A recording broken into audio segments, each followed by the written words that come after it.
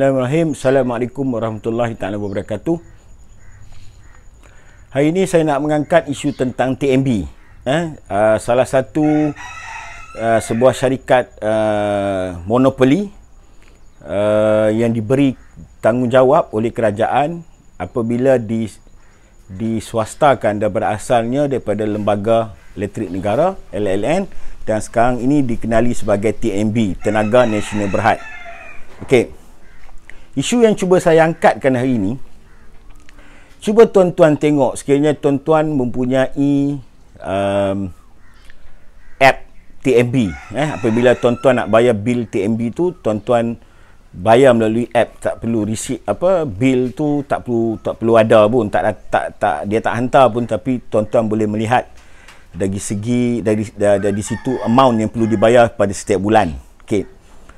Saya setiap 25 bulan ataupun 26 bulan saya akan pantau, saya akan tengok apps tu untuk saya bayar. Sebab konsep dalam hidup saya tidak suka berhutang, saya tak suka tangguh setiap pembayaran, kerana ia boleh, bila kita menangguhkan setiap bil elektrik, bil telefon, bil air, apa sahaja bil, dia akan boleh tunggakan dan membebankan kita pada bulan yang kedua. Kita tak tahu apa akan jadi pada bulan kedua, seperti mana perintah larangan perintah kawalan pergerakan, yang mana ramai yang mengeluh kerana tidak mempunyai pendapatan. Di situ, sebab itu saya tak suka untuk kita lengahkan bil-bil yang sepatutnya perlu dijelaskan, terutamanya bil telefon. Sebab sekarang orang duduk rumah duduk main telefon, nak ada internet dan sebagainya. Okey, di sini saya melihat TNB, Tenaga Nasional Berhad, tidak mempunyai satu tanggungjawab sosial.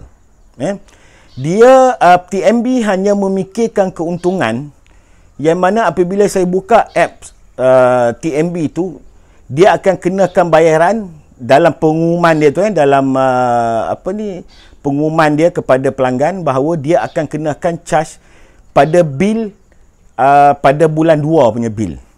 Nampak? Sekarang bulan 3 dia kenakan sama dengan bil 2, dan sehingga keadaan reda, kerajaan membuat penarikan semula perintah kawalan pergerakan, mereka akan semak balik bil tu. Nampak? TNB adalah sebuah syarikat yang diberi tanggungjawab untuk membekalkan tenaga kepada rakyat Malaysia. Mereka tidak memikirkan tanggungjawab sosial kepada rakyat Malaysia yang keadaan sekarang ramai bermasalah, tak boleh mencari pendapatan. Dia memikirkan keuntungan.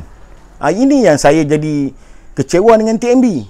Okey, kita tengok dalam bil kita ada 200 kilowatt pertama, bayaran dia lain. Okey. Kemudian dia letak lagi 100 kilowatt, harganya lain. Kemudian bila mencapai 100 kilowatt yang lain, yang penambahan penggunaan kita itu, rate dia, harga dia berlainan, makin tinggi. Okey. Sebab itu sebelum ni saya telah mengangkat tentang kerajaan perlu melihat kepada bantuan kerajaan dari segi kepada rakyatnya, beri kelonggaran dan juga diskaun 50% kepada rakyat Malaysia. Inilah dikatakan bantuan kerajaan kepada rakyat. Sebab tu saya kata sebelum ni, kita tak mau dengar cerita cakap macam universiti, cakap macam master, cakap macam PhD. Kita nak cakap style macam orang kampung yang faham kesusahan, kepayahan rakyat untuk mencari rezeki akibat daripada perintah kawalan pergerakan, dan menyebabkan ramai yang hilang punca pendapatan. Di sini kerajaan kena melihat dari segi kebajikan kepada rakyat. Bukan kita minta banyak, kita tak minta pun banyak, tapi bila kerajaan umumkan bajet ini, soalan yang pertama yang rakyat nak tahu, orang kampung nak tahu, berapa ramai, berapa banyak yang boleh terima. Adakah sasaran-sasaran yang tepat mereka dapat? Dan saya berani cakap, ramai yang akan mengeluh bahawa bajet tersebut tersasar. akan bunyi, banyak benda yang akan berlaku. Ini adalah suatu acap kali yang berlaku di Malaysia. Dari segi perancangan, kerajaan buat begitu cantik. Cantik sangat. Tetapi dari segi pelaksanaan, gagal. Ini saya bercakap atas atas platform sebagai aktivis memperjuangkan hak rakyat Malaysia dan pengguna. Dan saya rasa kesal kerana kerajaan kadang-kadang tidak melihat ke arah mana yang rakyat perlukan.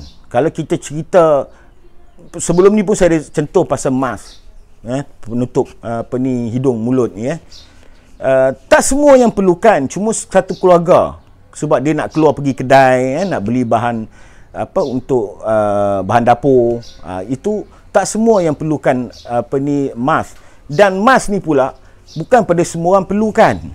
Okey, tak diperlukan. Tak payah kita nak cerita jauh tentang satu lagi tentang hand sanitizer pun tak perlu, sebab kita ada sabun, kita boleh pakai sabun, ada inisiatif yang lain untuk kita gunakan. Sekarang rakyat nak tahu apa yang rakyat boleh dapat.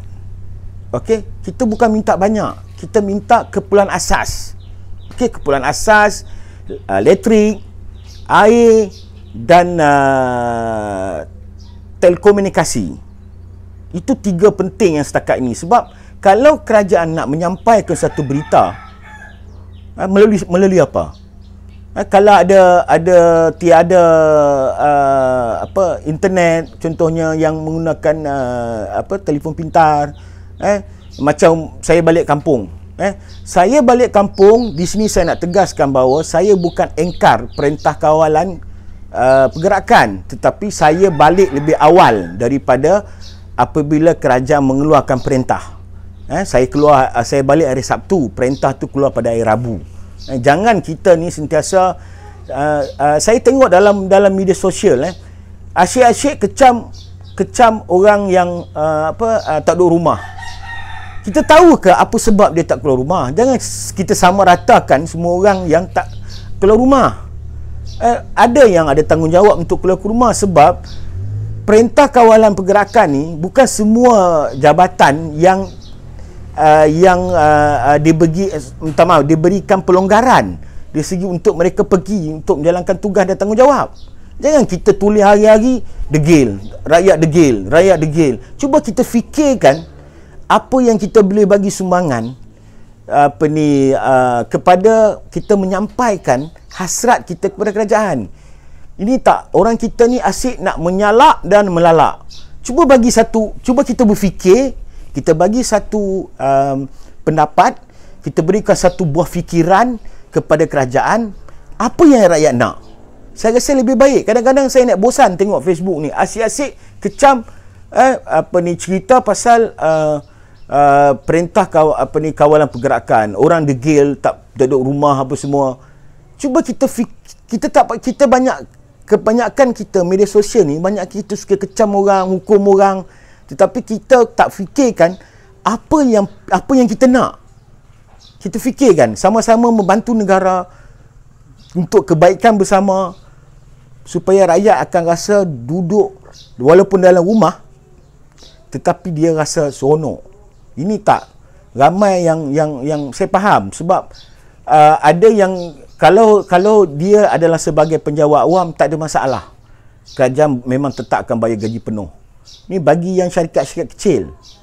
Syarikat-syarikat kecil yang syarikatnya terpaksa tutup atas arahan perintah perintah kawalan pergerakan, bagaimana dia nak bayar gaji sebab dia tak ada income? Jangan kita nampak sebuah syarikat besar tak ada masalah. Ni syarikat-syarikat kecil yang menggajikan 2 orang, 3 orang. Ini kerajaan kena perhatikan. Kita kena kaji dari segi bagaimana sesuatu bantuan itu dapat kepada sasaran yang betul. Jangan bila kerajaan cakap nak buat satu benda tu, ada yang tak dapat, ada yang dapat, ada yang marah. Sebab apa? Sebab dia tak dapat. Dia kita kena kaji dari segi mana, melihat dari segi income tax. Okey, sos kita boleh sos daripada lembaga siaran negeri, kita boleh minta sos daripada EPF, kita boleh sos daripada SOCSO, bahawa berapa gaji dia, syarikat ni macam mana, adakah layak untuk dibantu oleh kerajaan. Kita pun rakyat ni tak mau jadi seorang rakyat yang subsidi. Saya pun tak bersetuju dengan bila rakyat diberi terlampau banyak subsidi, tak perlu. Tetapi disebabkan faktor-faktor kekangan dan arahan dari perintah kawalan pergerakan menyebabkan punca pendapatan itu terjejas. Sebab itu kerajaan kena kaji. Saya minta kerajaan kaji sedalam-dalamnya, baru mengeluarkan satu kenyataan dan melakukan satu pelaksanaan yang efisien. Jangan hanya merancang, tetapi dari segi implement, dari segi pelaksanaan gagal. Kita tak nak macam tu. Kerap sangat saya tengok benda tu berlaku macam tu. So setakat itu saja perkongsian saya ini. Saya harap kerajaan mengkaji tentang keperluan asas, elektrik, air, telefon, benda-benda ini supaya diberikan diskaun 50% ataupun sekurang 30%, 20% pun tak kisah. Yang penting kerajaan memikirkan bagaimana untuk rakyat mendapat rebate kepada keperluan asas. Bukan kata kita duduk dalam hutan ni lain, tak pakai internet, tak apa. Tetapi sekarang kita nak tengok setiap hari berita-berita terkini tentang arahan-arahan kerajaan. Setakat itu saja perkongsian saya hari ini. Assalamualaikum warahmatullahi taala wabarakatuh.